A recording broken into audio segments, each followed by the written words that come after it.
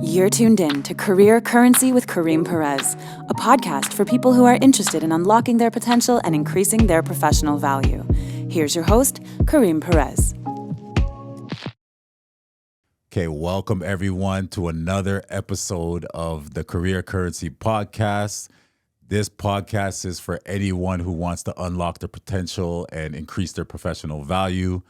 We bring you some of the best marketers, brand builders, entrepreneurs, and they're here to help you, give you advice on how you can attract opportunities, how you can build your business, how you can, build your career, but more importantly, how you can thrive in the digital economy.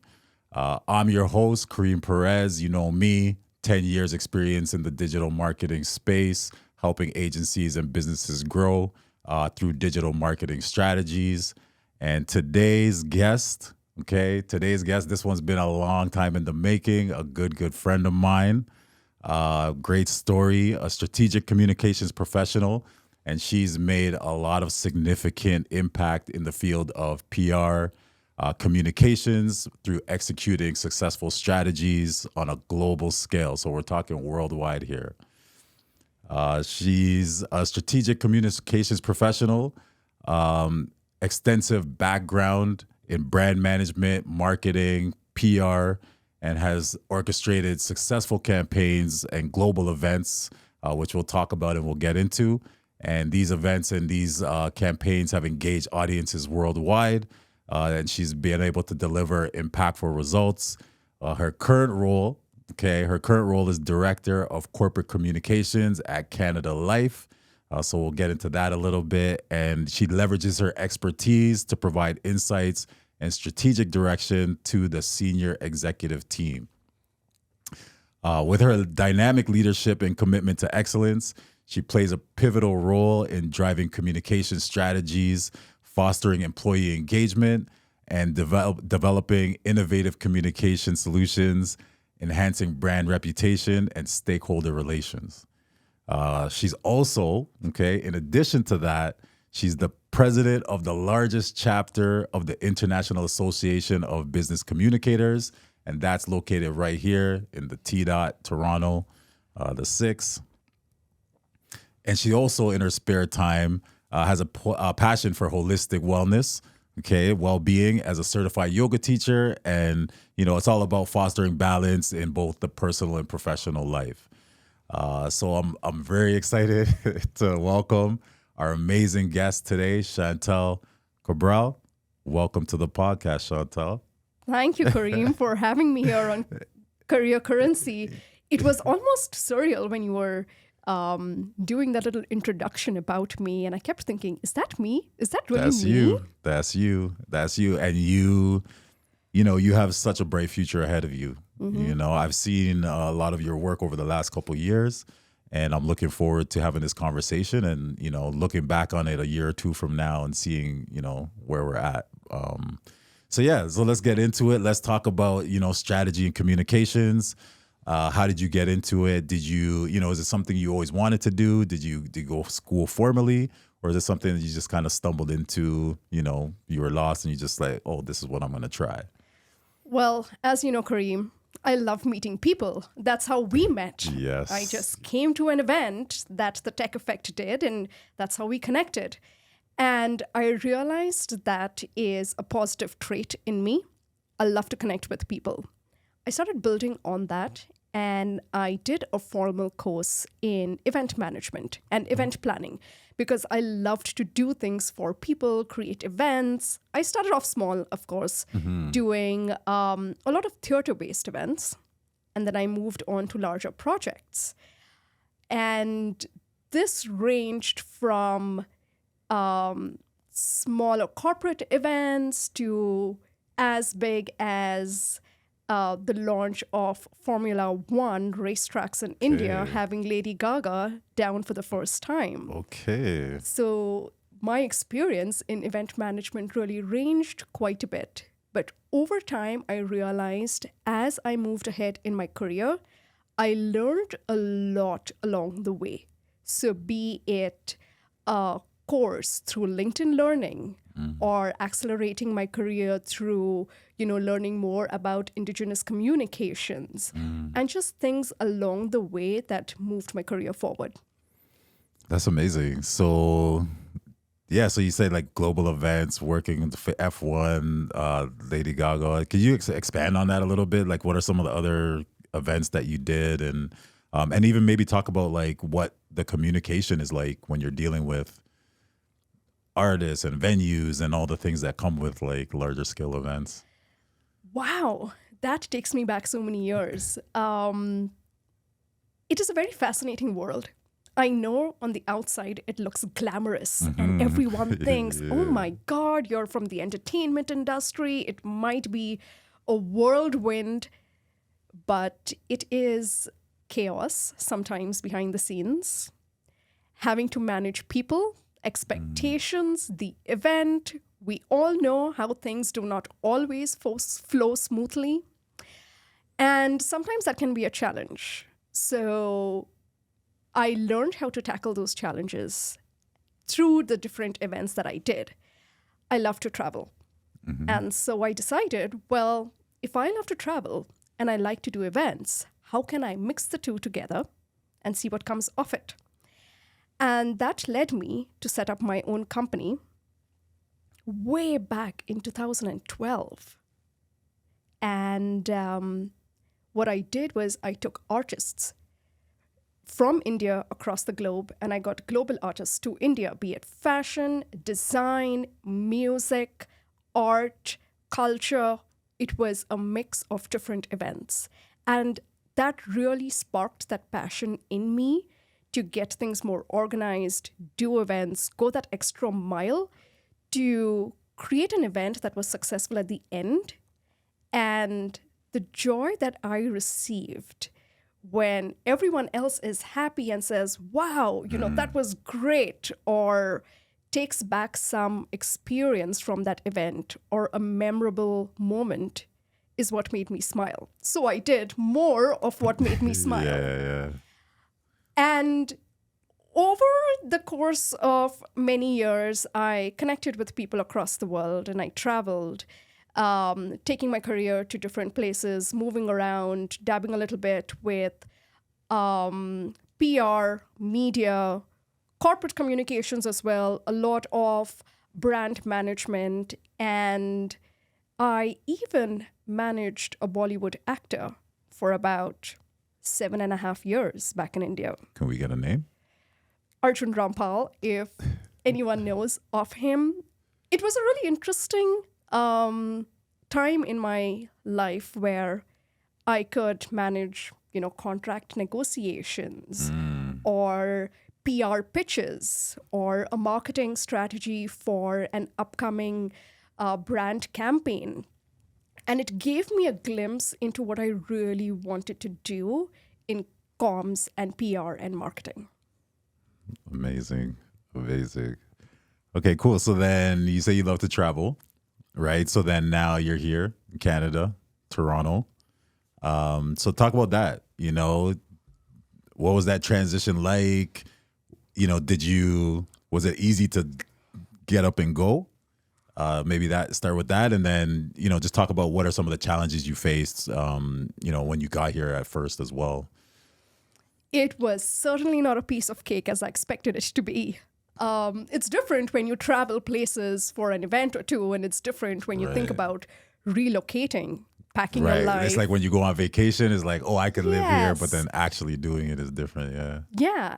And Kareem, I made that decision very strongly about packing my life in 2 bags, moving countries, when I had everything settled for me back in India. But I wanted something different for myself. I wanted to explore where this career could take me, where my life could take me. And I moved, came to Canada, and I thought, well, I have the experience of being in comms for over a decade. How difficult can it be here? Right. I've been to Canada before. I've done events here. How tough can it be? And let me tell you, it was very tough. And one of the things that really helped me is connecting with people. It's not the easiest choice when someone, decides to move countries and establish themselves or take things to, what they expect it to be and what it actually is are completely different things. Then the imposter syndrome kicks in because now you're not only, trying to prove yourself to people around, but you're trying to prove yourself to yourself as well. And what does it take to be on par with everyone else who has the kind of experience that you do? But the process humbles you. And I had to humble myself enough and tell myself that I am here to create impact. And I know what I want to do. I may not know how I'm going to get there, but I know what I want to do. And the first thing I did was connect with people, build my circle, go to events, introduce myself. It's difficult to talk about yourself, to be that brand ambassador for yourself. And it was a challenge for me to now talk about myself in front of people that I absolutely don't know. Coming to a foreign land and, trying to prove yourself to the industry can be a challenge. And it was a process. It didn't happen overnight. It was a long process. But I had friends. I had people who believed in what I did. And I made it a point to keep them on my journey with me as I move forward. Mm-hmm. One of the few things that I would like to tell people who are in the similar journey as I am is stay curious. Stay curious. Love that. Think about what is out there. Stay curious in finding out what are the new trends, what's going on, how can you be part of that bigger machine of those conversations, how can you be part of that table? And upskill. Learn, take a course, learn how things work differently in a different country. A resume back in India looks extremely different from a resume back in Canada. And I had to really unlearn a lot of the things that I learned to be able to move forward. That was a challenge. Unlearning in your mid-30s is not the easiest. But over time, again, like I said, that process of having to push through because you believe in yourself and you believe that the process is going to take you forward just allowed me, along with the network of people that I was building to take me and propel my career forward, has always been by my side. It's amazing. Yeah, I mean, I hear there from, like you said, believe in yourself, trust yourself, and yeah, stay curious. Don't be shy. Don't hesitate to try to get what you need or get the information you need. So when you look back, right, like what are some of the key accomplishments you're proud of?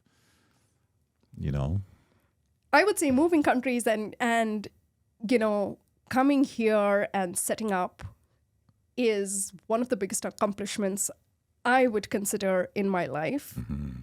But when I look back in the time that I've spent here, which is less than 5 years in Canada now, I have managed to get myself to a spot that I would like to be in, that I would have been in as the director of corporate communications of a company. I also lead the Toronto chapter of IABC, one of the largest chapters in the world. Actually, the largest chapter in the world, not one of the largest.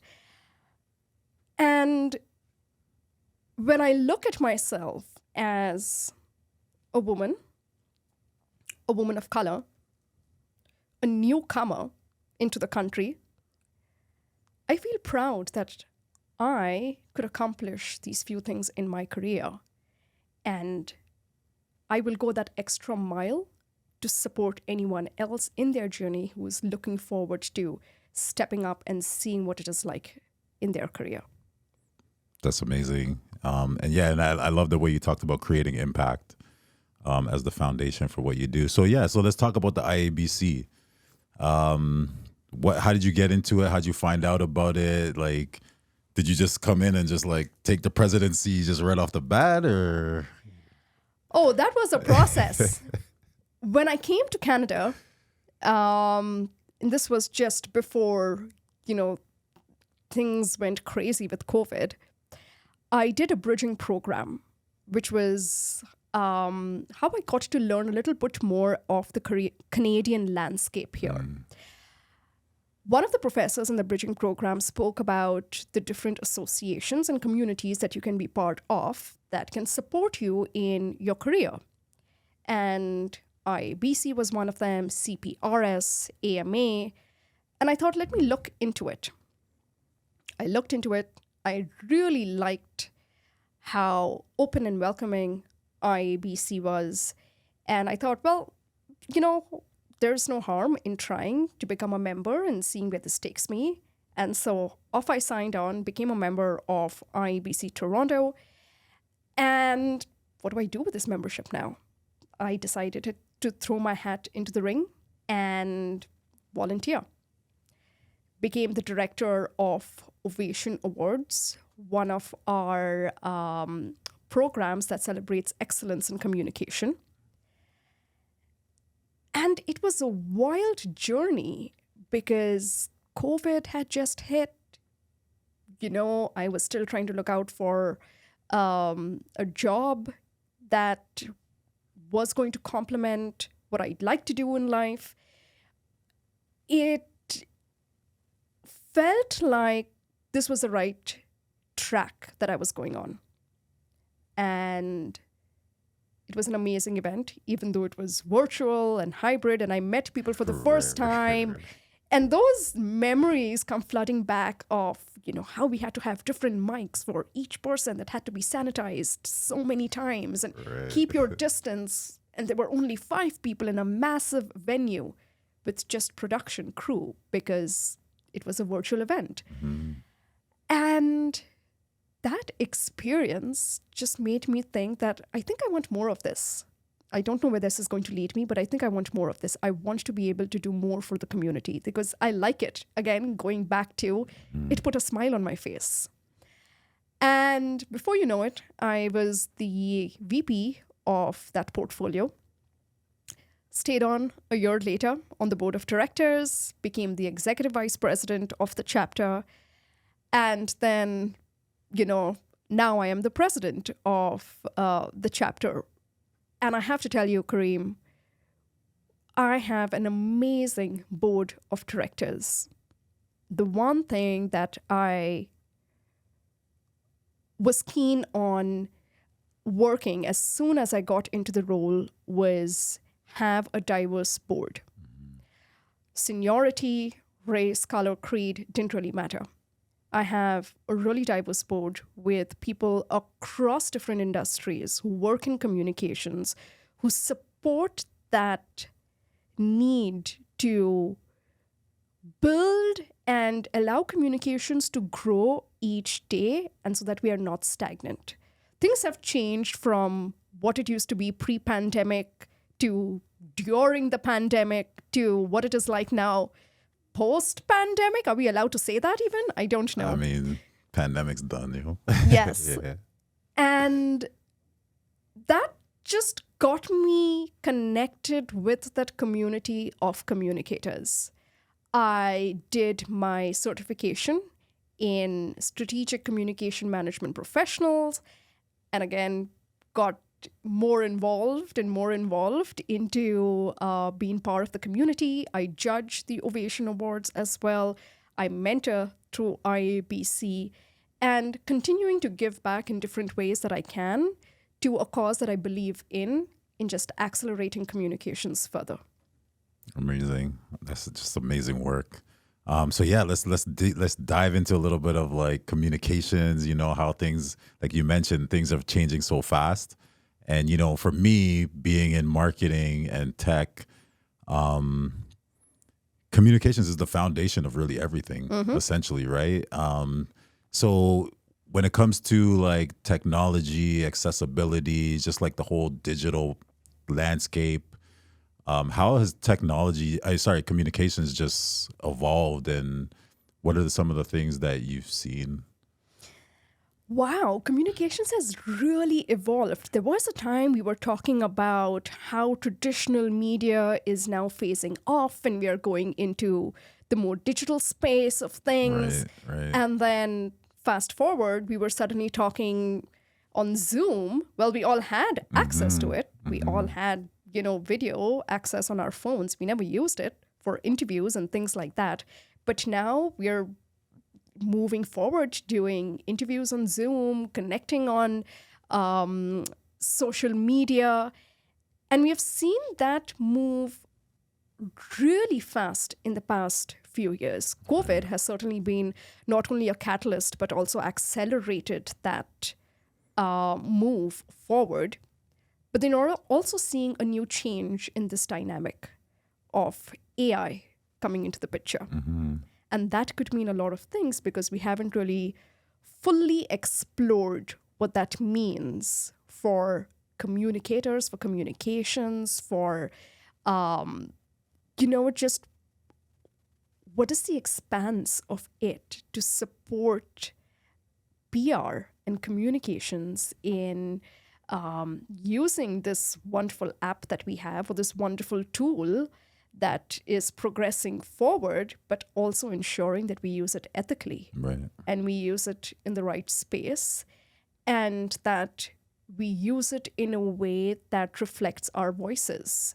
Because sometimes you can be talking in a certain way and in a certain space, and it might only reflect a certain kind of voice. But then if you broaden that horizon, things change. And I think digital media, or just tech in general, is going through so much of change right now. It has always gone through change, but it is just so fast going through now, so much right now. Cool. Yeah. Yeah. So just like so many changes. So you talked about diversity, right? And you talked about kind of leveraging these tools ethically, and how communications professionals have to adapt. So what are some of the mistakes that you've seen organizations make when it comes to communications PR? Like, you see some of these like PR blunders where like messages are incorrect, or like the way they showcase things are not done. So like, does anything stand out to you when it comes to PR or culture in communications that organizations should avoid? Yes, two things stand out. One, I think organizations need to stop being reactive. We need to assess and respond and be proactive sometimes in understanding what is coming our way and how things might change. Being reactive only causes for that domino effect to escalate even further. Having said that, we also need to learn how to be more authentic, especially in the day and age of AI, where a robot can write things for you. Finding that authentic voice of what it means for you, and how does that reflect in the organization's values and mission and its core values at the end of the day. I think there is a big opportunity there to sort of marry those two bits together. It's we in the media we see a lot of these blunders, as you said, Right. or mishaps, or even carelessness, I would say, sometimes take place. And that's when we go, well, that person, or they could have managed it better. And what was their communications team thinking about? Or, did they not have a diverse person on board for them to have a messaging like this out? And all of this could be avoided if you just sat and just thought about the effects it would have on your audience. I think a lot of times we are so involved in what are we sending out there, or what we are ensuring that a message is absolutely proper and correct and all of that, but we fail to make that connection with the people, with the audience. And that is where authenticity plays a really important role on connecting with the people the message is for to begin with. Because if you cannot connect, your communication is vanished in thin air. That's a major key right there. Major, major, major.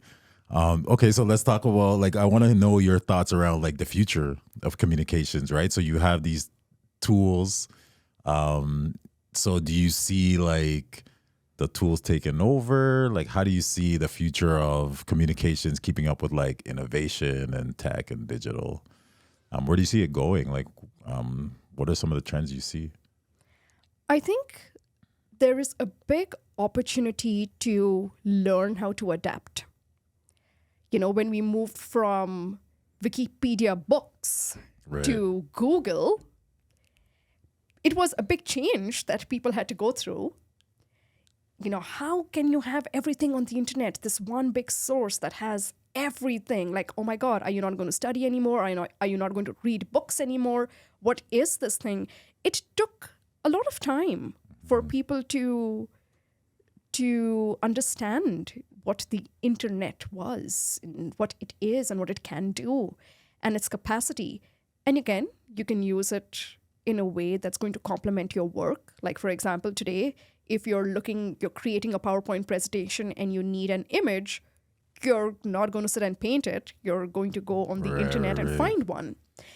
And I think that is where we need to start looking into this potential of AI. And we don't know the capacity. We don't know what it's going to bring. We don't know its effects. But we learn along that path to ensure that we are ethically using that tool to enhance communications, but not to make things worse than what it is. Now, again, it's all a learning tool. We are all trying to figure out the algorithms, how it works, the system, the conversations. For example, if people in North America start talking a lot or start using AI a lot, it will be skewed to North American content. And, you know, it may not be so much so in a smaller place in South Australia. And I think there is that difference that we need to learn and need to be aware that as this tool takes shape, we need to, again, find that authenticity in building our content. AI is a great space for times when you have a writer's block or just a block in your brain, a creative block. There are so many times where I'm like, I have the word on the tip of my tongue. What is it? And, you know, AI is a great tool to support in, oh yes, I remember what that was called. But I think we need to be less reliant on it as a tool that's going to do absolutely everything for you. Right? Like we can also see the mishaps that could take place with security systems and and all of those effects with all of those effects that could lead to just bad communications or bad PR at the end of the day. Or, you know, you decide to use ChatGPT to write a little blurb for you, and before you know it, someone else has already posted something exactly the same thing, and now that's not your voice. So I think all of this can be mitigated by using these tools as an initial resource, but then always adding the human touch or your personal element to it to amplify whatever is there in your own authentic voice. Yeah, that's a great point. And just like as you're talking, I think that, you know, it's about the validation, right? Because when you use the tool, it doesn't mean that the information is actually 100% accurate. So you can't just take it at face value. You still have to add your touch and, you know, kind of make sure it's correct. Okay, so yeah, let's switch into like a little bit of in terms of the skills. So when it comes to like crafting compelling messages and like effective messages as a communications professional, what are some of your advice when it comes to that? I would say when you're crafting a compelling message, firstly, start with understanding your audience. Yes, that's a good point. It's the start and the end of every message. If you do not understand your audience, or you assume you've understood your audience, it's not going to be really effective. You need to really sit down and think about, what does your audience need, not what you want to put out there. Yes, there are times where the marketing company will come and say, but we need to market this product and this is the way it needs to be done and all of that. But is it connecting with the audience? How do you connect with another human being at the end of the day to say, well, let me tell you more about this product and why you need to know more about it, rather than saying, well, these are the great things about the product and here it is. I think understanding the audience is number one. And then crafting stories that are interesting. Yeah. Because now that you know your audience, how can you tell a story that's going to engage people? How can you tell a story that's going to have someone's attention and say, well, that's a cliffhanger. I want to learn more. Where can I find that out from? Is there a link? Is there a call to action? I think that is important. And then that again leads me to being authentic in your communication. So all of this to say, whatever it is that you're marketing, whatever it is that you're writing communications about, whatever it is that is going out in PR, there is a valid source at the end of it. And it's not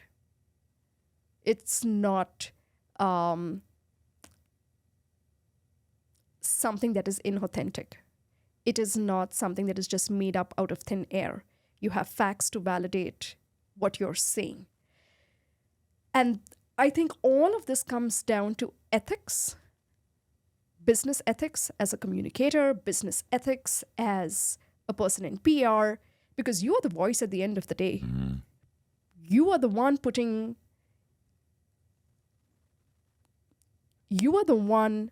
shaping what it is going to sound like to the people. You are the one representing the brand. And you need to be able to sleep well at the end of the day, knowing that you have not duped people as well.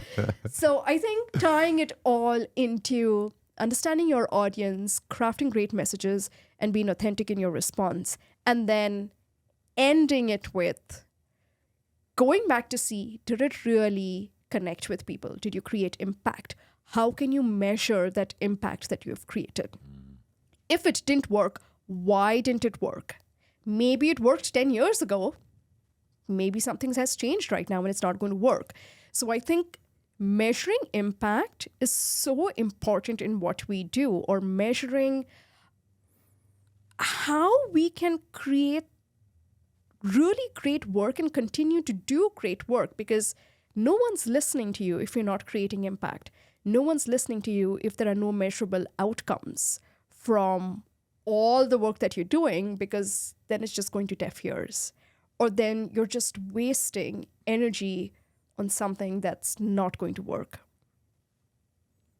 I'm just taking notes right now because I have a couple of projects that I'm working on, and I'm like, okay, I gotta incorporate all of this amazing advice. So yeah, so let's think like, okay, somebody's just starting out, right? They want to get into communications. They're about to pursue a career. So, you know, what kind of advice would you give somebody that's like interested in pursuing a career in communications? What are some of the core skills they should focus on? How do they break into the industry? Can you talk about that a little bit? Now, communications is really vast. You can get into so many different areas. You can get into PR, in corporate communications, in the media, event planning. There's just so much you can do. Right. It always helps in having some sort of formal education that you can work on. But again, also that curiosity in wanting to craft great messaging, or be a storyteller. You can turn things around by just really writing a great story. You can take some boring calculations and mathematics if you're working in a financial institution and make it sound compelling and interesting that someone might want to learn more about why they should file their taxes on time.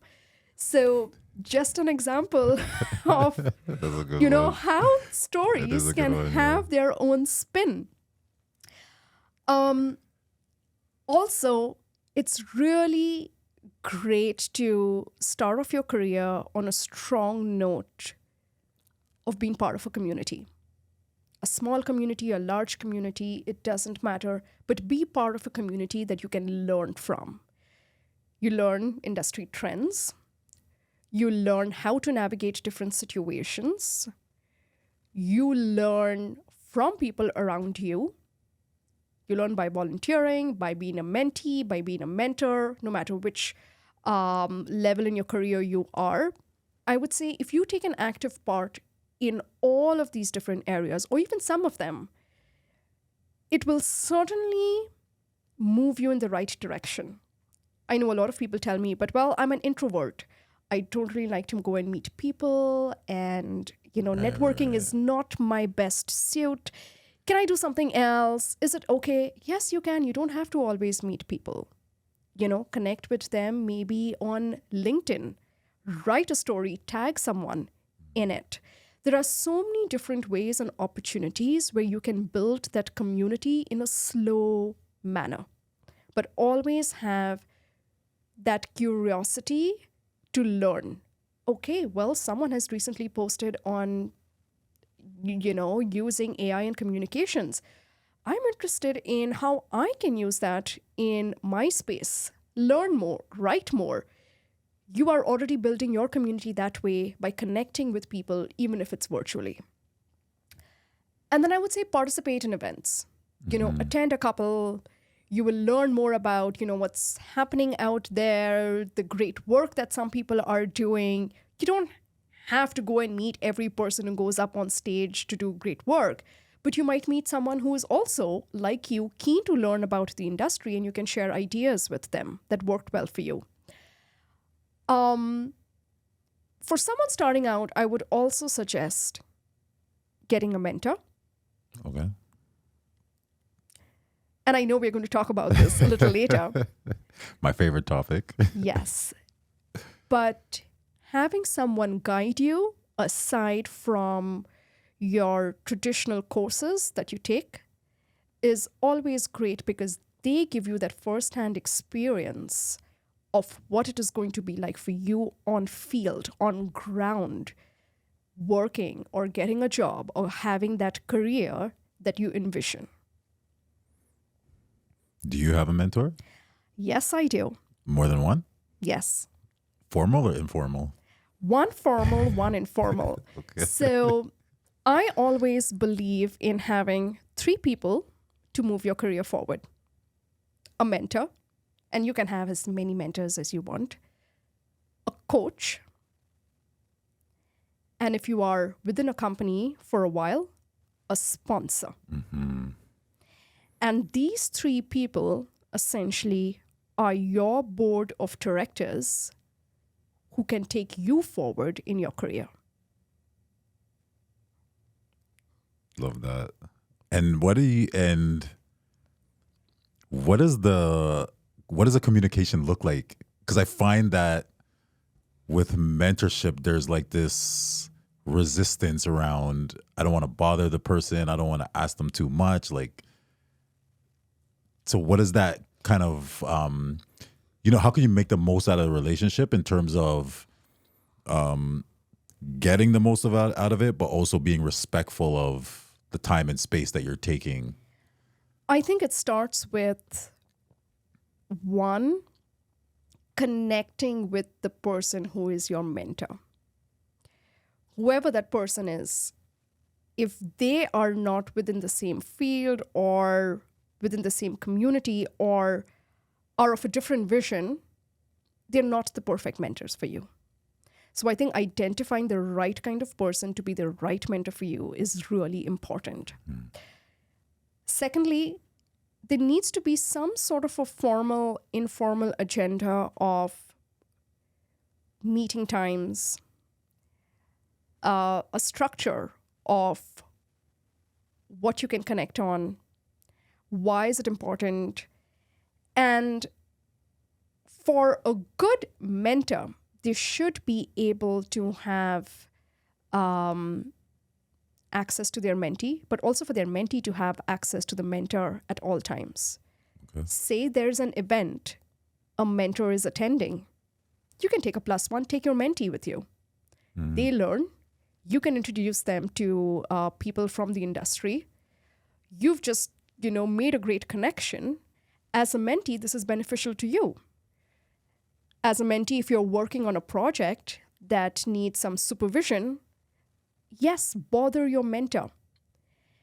Find time during the week or schedule time, 1 hour a week or 2 hours bi-weekly or whatever your schedule looks like, to keep bothering the mentor because they are there to support you. I think there's often that hesitancy from mentees on, well, what are they going to think about me? How can, I not know this? And, that judgment that mentors might have. If you find a great mentor, they're not going to have judgment because they're there to guide you in understanding what's next because they have gone through a similar situation as you have.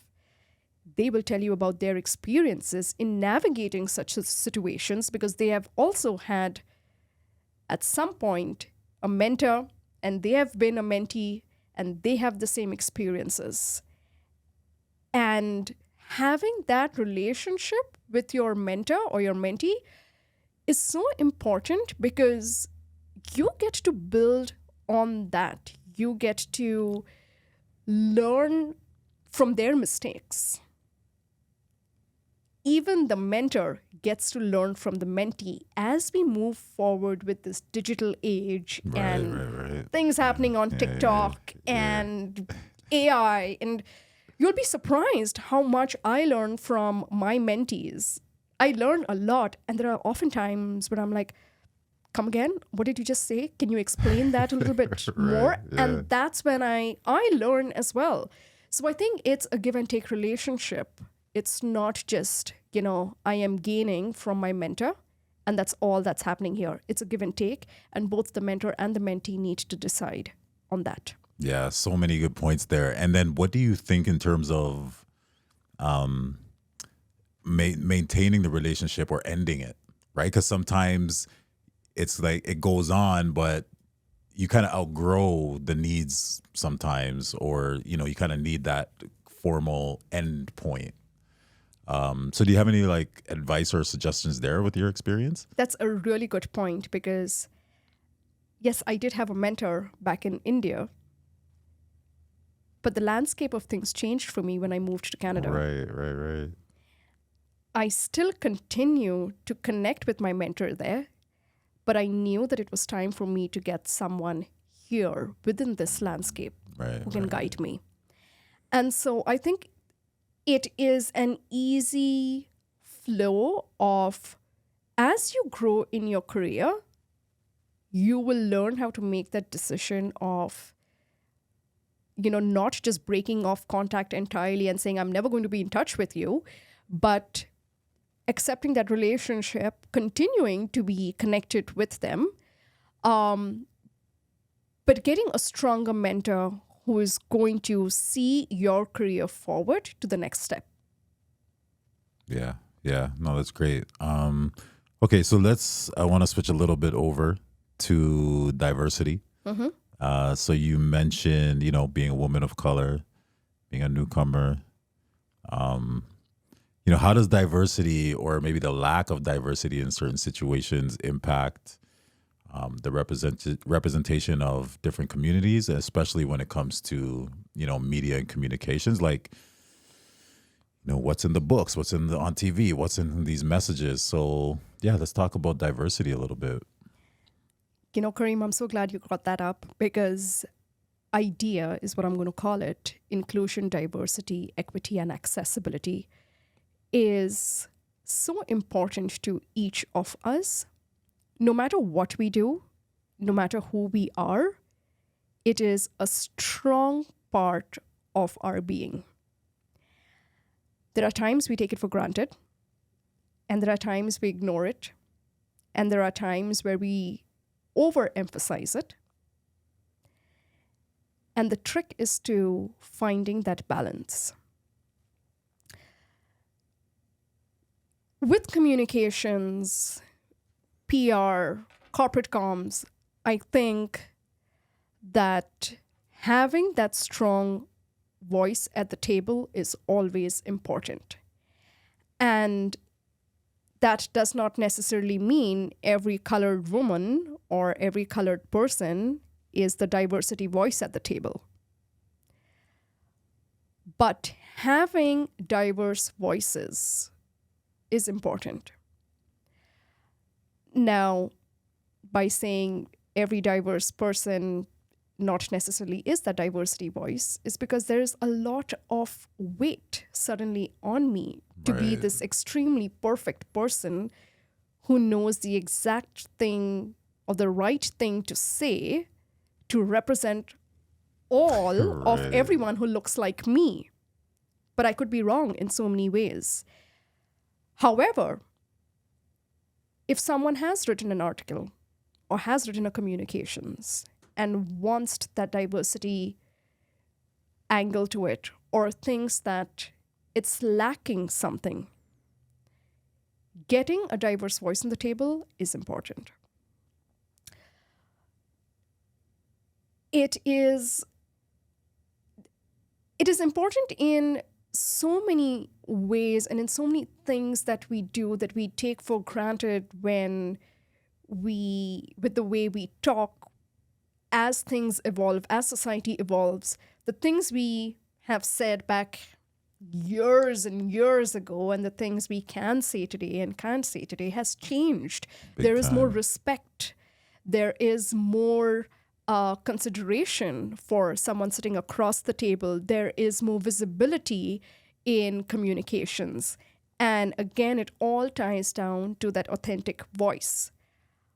I can, on Women's Day, put up a post and say, happy Women's Day and all of that. And everyone in my company can do that. But how are you carrying that forward every other day? Pride Month. We always talk about pink washing or rainbow washing of how organizations change their logos to the Pride logo. Yeah. But do their policies reflect diversity during the year? Is the question we need to ask. And sometimes that is not the easiest to manage. It's not the easiest to tackle, and it can be really tiresome. But going back to having that authentic voice and knowing that we don't always know everything, but we are in a process of learning.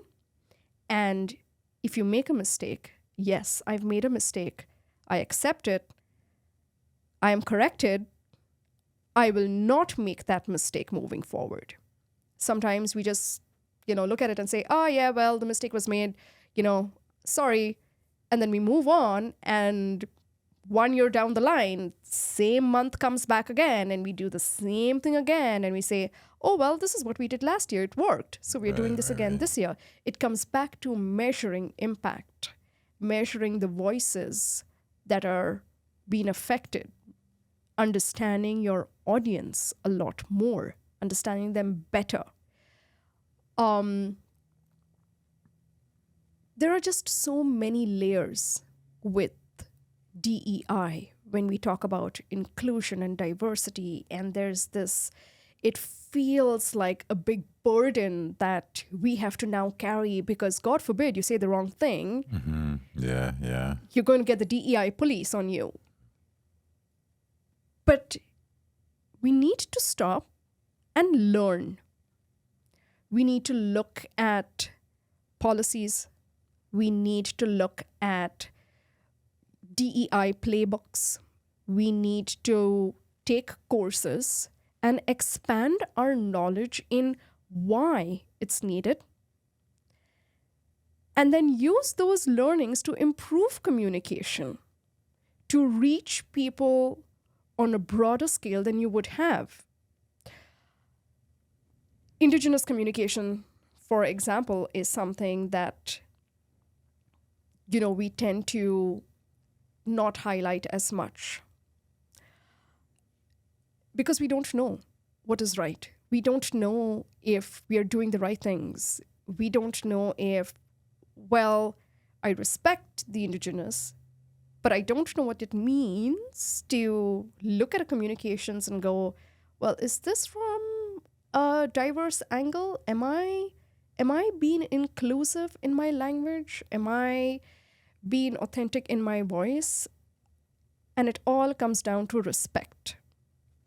Respecting the people around you, no matter who they are, what they believe about themselves,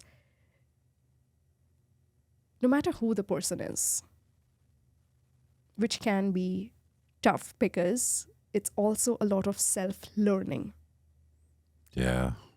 I mean, I think that captures a lot of what you've talked about in terms of staying curious, learning, understanding, the audience and who you're speaking to. But also not being afraid of judgment, right? And I think like we all have to work together and not put the onus on one person or one group of people where, we have to collectively solve this together. And also I believe that, one of the challenges is just around the language, right? And having the language to explain what you're trying to say or what you're trying to, the change and the impact you're trying to have. And I feel like that's important, right? To learn those things. So we're close to the end of our time, which is pretty crazy because, you gave us a lot around like diversity. You gave us around like upskilling, mentorship. You talked about the technology and communications, and wow, I'm just like blown away by your knowledge and your story. And I'm very excited for like communications and where things can go. And I'm just like grateful to have you as part of my network, somebody that I can lean on and learn from. So I just wanted to kind of put that out there and thank you so much. And, we have a speed round segment that I wanted to get into as well, just to kind of like, chill a bit and learn a little bit more about you. World traveler, right? Very experienced. Let's talk about your favorite food. Like what kind of food you like, what kind of, what kind of dishes you like to get into. I love everything with bread. It sounds strange, but a friend pointed it out to me that she's like, you like flour. Everything around you eat has flour in it. So I realized I tend to skew towards bread a lot. Okay, so like any bread in particular, like naan bread, like garlic bread, fresh like, baked bread. Oh my God, it's just so delicious. I bake bread at home, but take me to a bakery and I'm a little kid in a toy store. Really nice, Yeah. nice. Okay, and then I know you said you're a world traveler. You've been a lot of places, right? I need a couple of spots here. Okay, what would you recommend? 2 or 3 places that you really like. Somebody's never been. You have to go there. Well, I'm going to be really biased right now and say the top 3 on my list would be Paris. I absolutely love the city.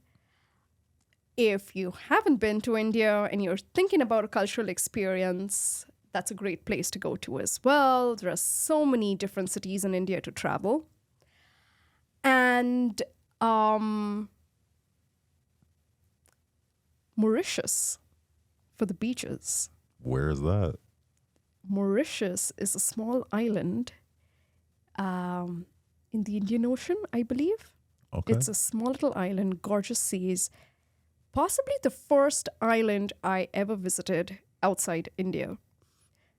Before I discovered that Canada is so close to Mexico and we have these beautiful beaches right here. Yeah. Yeah, but those three would be on my list. Okay, cool. And then we talked a lot about tech, right? So what's one of your favorite apps or like tools to use? Currently, Motion.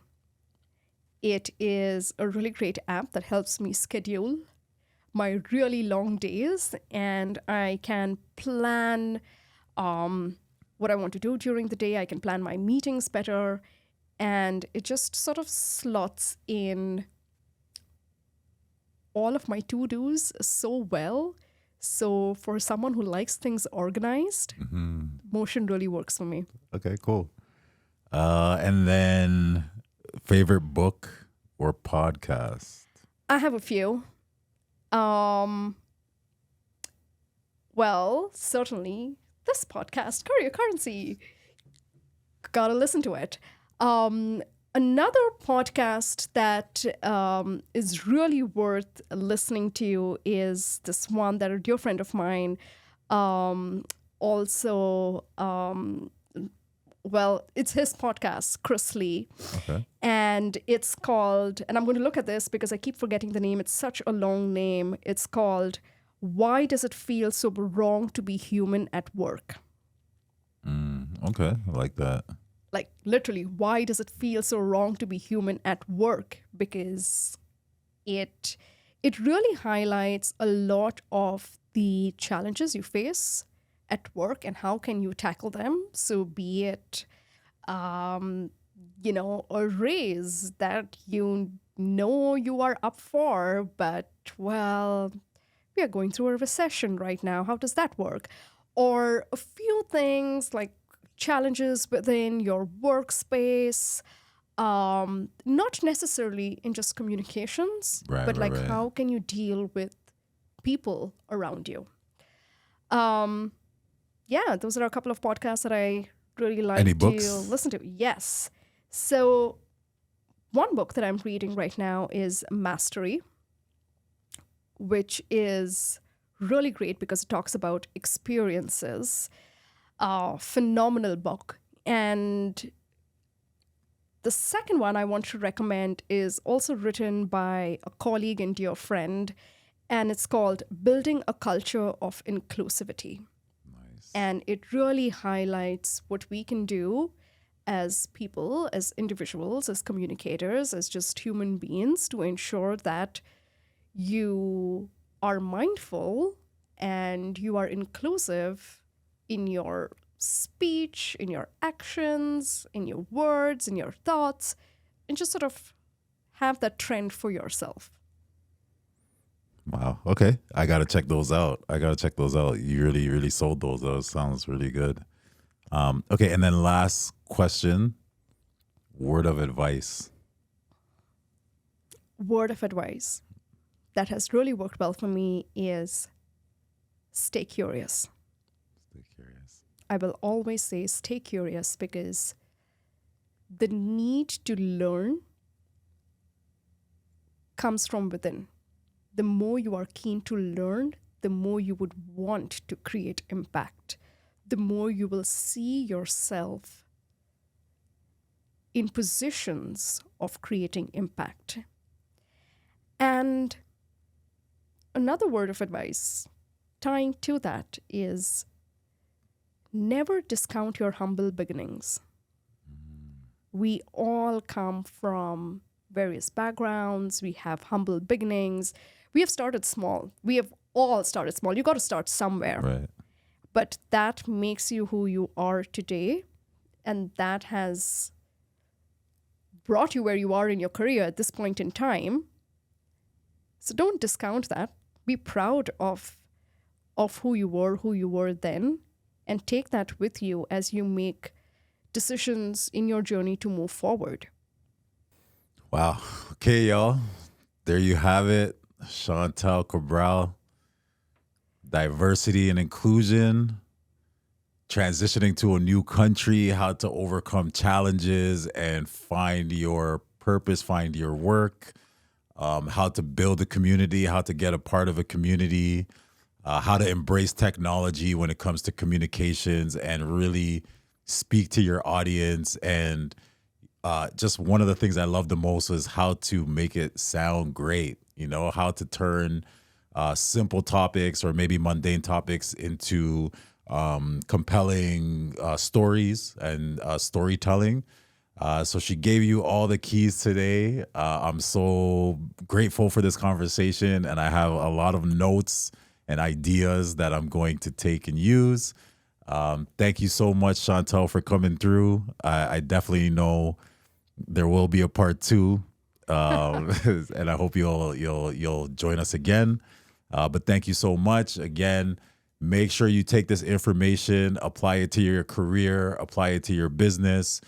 Stay curious. Don't be afraid of judgment, and don't discount your humble beginnings, because we all started somewhere.